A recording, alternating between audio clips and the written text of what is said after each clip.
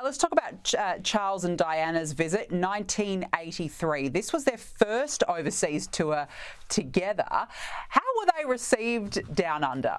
Well, Australia went bonkers for Diana, didn't it? I mean, people were talking then about this was the new Beatlemania. If you remember when the Beatles first started, people were screaming and, you know, all of that kind of stuff. They went nuts for Diana. Now, did that cause a problem? And the answer is yes, it almost certainly did. That tour has been depicted most recently in The Crown as being kind of the beginning of the falling apart of Charles and Diana, because Charles was enraged, as it was portrayed in the TV show. He was enraged by the popularity that she attracted to his exclusion, and part of the script is that he shouts, "This is supposed to be my tour." I think people who were on that tour would agree that there is certainly a grain, if not more than a grain, of truth in that. One of the big problems with Charles and Diana from the get-go was her incredible popularity, and to the point that I suppose he almost felt ignored when they were in public because all eyes were on her. He also is said to have complained about her lack of enthusiasm when they were climbing Uluru, Ayers Rock, I think as it was then.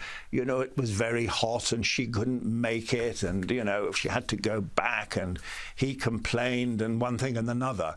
But it was as a lot of royal tours of Australia have been, it was in its way a watershed moment. Their first tour, and it very quickly started to go wrong. And a lot of people will say that it was on that tour that the root of the problem began, as in fact it was to many years later for Harry and Meghan.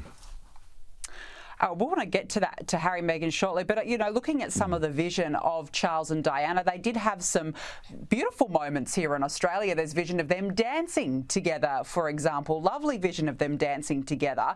They certainly gave the impression, Tim, that all was okay. Yeah, I mean, as they had to, but when they got home, you know, they went their separate ways. Yes, as I say, it's probably easy now, with the benefit of hindsight, to exaggerate rifts that happened, because we know what happened subsequently with Charles and Diana, and yes, they danced together, they shared moments of affection, but there is no doubt that tour and the attention that Diana got caused a lot of friction. And, well, if that was the case, things just continue to go downhill from there.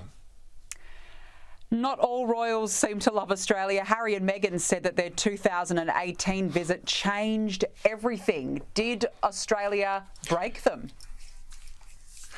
No, I don't think Australia broke them. I think they loved Australia, and I think Australia responded to them. Bear in mind, in those very early days of Meghan and Harry, Meghan got an incredible reception from the public, both at home and abroad. She was literally, I mean, if Diana had been a breath of fresh air, you can multiply that by 2 for Meghan, for all sorts of reasons. She was seen as a very, very exciting future royal. Well, she was a current royal, but, you know, representing the future of the royal family. The problem with Harry and Meghan's tour of Australia, as far as they were concerned, was that it was a massive success. In Meghan's terms, it was a smash hit. People loved them. Wherever they went, they loved Australia. The trouble was, it didn't get any recognition.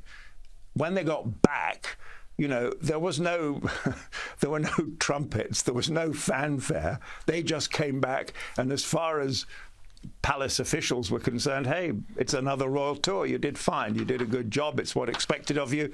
And listen, next week you're going to open up a library somewhere in the Midlands of Britain, and it is going to be a bit rainy and wet, and it won't take long, but there you go. So, it gave Meghan a taste of the more glamorous and exciting side of royal life.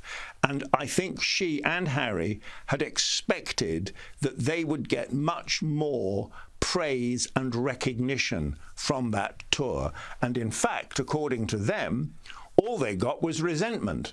Meghan wasn't praised for being so popular. The palace machine began actually to resent her. So in the same way that it was a watershed, if you like, for Charles and Diana, so it was for Harry and Meghan. Many royals have done since the Queen visited back in 1954. How reassuring are they for Australians that the monarchy is there for them and that they care? Well, the royal family is acutely aware that in many parts of the Commonwealth, not least Australia, things may change. There's been one referendum, there may very well be another. Who knows? Which way it would go. But Australia is very important to the royals because it's close to their hearts. It's a place they like. They enjoy being there.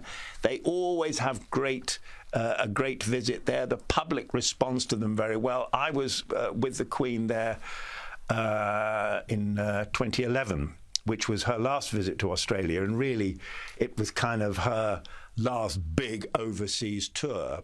And the one thing that surprised me, amazed me there, as it did almost every time, I travelled anywhere with the Queen, was the incredible public response. I mean, you get it. 1954, she's a new queen. The war's just over. There were no thoughts of getting rid of the monarchy, and everybody waved flags and shouted hurrah.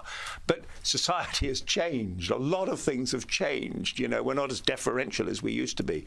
But somehow, this woman, and I think she was then 85 years old, just drew the most incredible crowds. I mean, quite extraordinary. And I remember her going down the river in Brisbane on that tour, and the banks of the river being lined with people. When she got off the boat, the place was packed.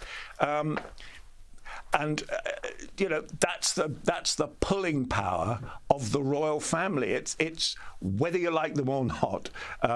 It's extraordinary, and certainly in all the time that I worked on them, it never ceased to amaze me.